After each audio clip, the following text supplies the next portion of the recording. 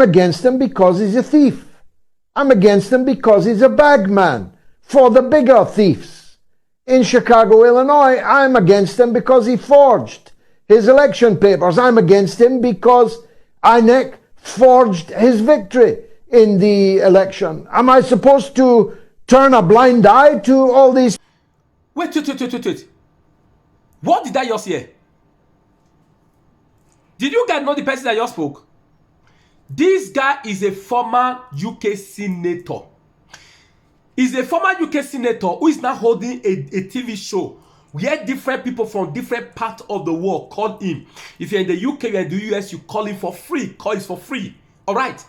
Now, this guy, one of the sons of Pablo Escobar, he called this show to try to manipulate this guy's opinion about the current election that was just concluded and about Pablo Escobar, aka Tinubu. Guess what? The guy was being sentimental, working on his sentiment, saying that the way some people are calling on his show to independent journalists like us, who are saying all manners of things, that is scared it may lead to something that maybe lead to war, this and that. He's trying to see how he can block Nigerians from calling the guy's show and to shaping the guy's opinion about Pablo Escobar. And the guy gave this guy woto. The guy he messed up these sons of Pablo Escobar. Guys, I go play the video for now, but I need to first analyze, because if I not give a good analysis, Facebook go shut down my page now. So that is why I must take time to analyze, okay, details before I go show that the video. Guys, this guy finished Pablo Escobar. Finished. Guys, you know what happened?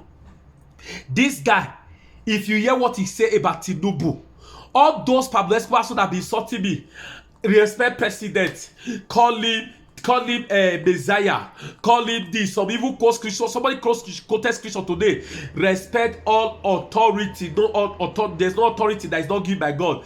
As far as I'm concerned, Pablo Escobar not the authority when God give you, now INEC and criminal justice that give back to Nigeria. Okay, now you guys have been insulting me, but I'm sure you have just heard an insult now. You have been insulting me for speaking my mind against Pablo Escobar. You have just heard his order from a higher authority. He was a former senator of UK. This guy publicly disgraced your Pablo Escobar. He said he has contempt for Pablo Escobar, aka Tinubu, because he is what? A thief. Because he's what? Ole. In the do we call it Ojibole. Because he's what? In Hausa we call it Barawo. Not be talking about the former UK senator talker. He said your president, the drug baron, the Pablo Escobar, he said that thief. He even referred the guy talk. He lost stuff from UK, he lost from Nigeria. The guy called Canada, he said try we will go US. He can't even do a pass me. He said see what Chicago don't do the guy now. He said he don't frame up, he don't force certificate. Only one go Nigeria. He hijack people mandate. Now Oyibo they talk, so this Oyibo not be Nigeria, this Oyibo not be black, this Oyibo not be Nigeria senator. Make them go feel manipulate as that Pablo Escobar so be they try doing. This Oyibo is a former the senator of UK. Now he talk about this one. I know they like release video now, no, because I they protect my page with fear and trembling. That's how they like put people video. They don't go give me style. But you see this one, so I go put up. I want pepper sauce of Pablo Escobar. I want put pepper for their bubble. See, if you are obedient, you watch this video. Anywhere you are, you don't share this video, you are the enemy of Nigeria. If you not share this video until it get to the ear, to the sons and daughters of Pablo Escobar, both dead and alive, if you don't share until it get to them, you are the enemy of Nigeria. You not mean well for Nigeria. You not ready for the church. This is kind of truth.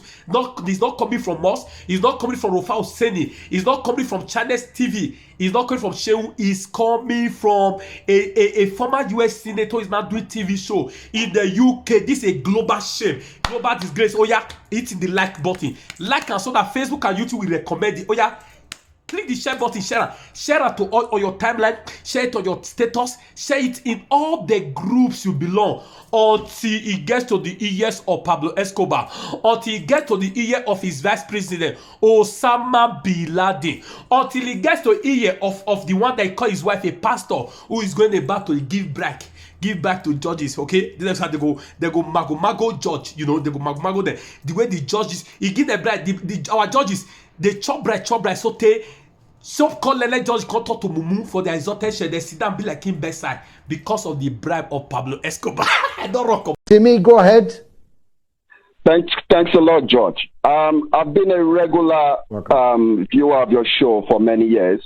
I just wanted to say, thank you. Yeah, I just wanted to say, with regards to Nigeria, we need to be quite careful about it, because yeah, indeed, there were some discrepancies in the last election, but it's not enough to say who won or who did not win.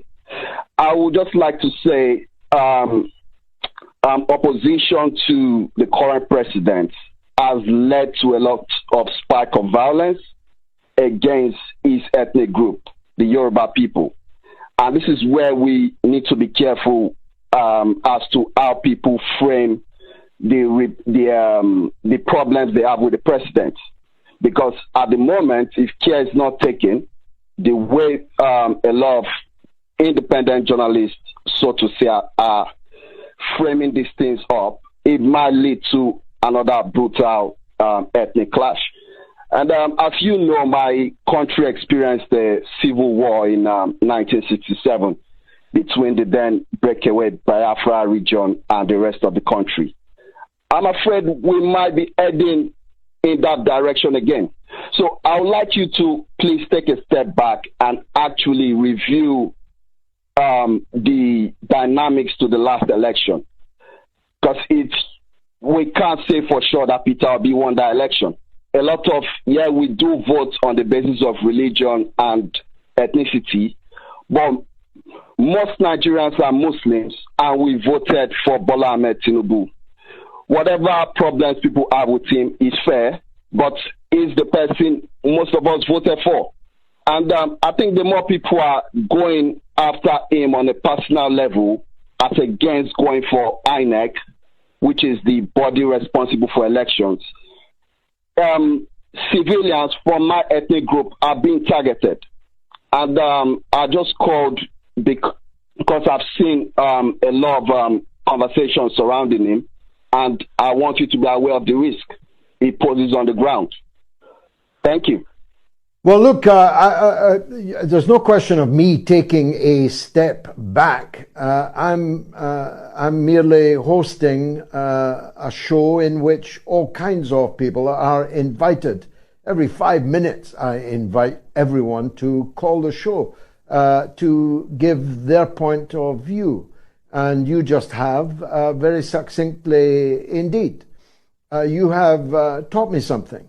I had absolutely no idea that Tinubu was from the Yoruba people. That's the only good thing about him. And my contempt for him has zero to do with the fact that he's a Muslim, and zero to do with the fact that he comes from the Yoruba people. These two things are the only two good things about him. I'm against him because he's a crook. I'm against him because he's a thief. I'm against him because he's a bagman for the bigger thieves. In Chicago, Illinois, I'm against him because he forged his election papers. I'm against him because INEC forged his victory in the election. Am I supposed to turn a blind eye to all these things? Because he's a Muslim, because he's a Yoruba, because this may lead to ill feeling to his people? When I express my contempt for Rishi Sunak, I'm not hating on Indian Hindus. I'm hating on Rishi Sunak for everything except the fact that he's an Indian Hindu. I parked that. I have no interest in that. I'm against Sunak for a whole range of other reasons. I'm against Tinubu for a whole range of other issues. Now, I invite all points of view to enter this debate over Nigeria. If we had a Moats Africa, we could do it exclusively every week on that show tailor-made for the African audience. But we don't have that, so we can't talk about Nigeria every single week, every single show. But we had David on in advance of the court decision. We've now had him on after the court decision, which I followed closely, and which was every bit as farcical as David Hundian described it. What are we supposed to do? Not do so? Accept that the greatest African country is run by a crook? A forger? No, I will never accept that. I have too much respect for all the peoples of Nigeria.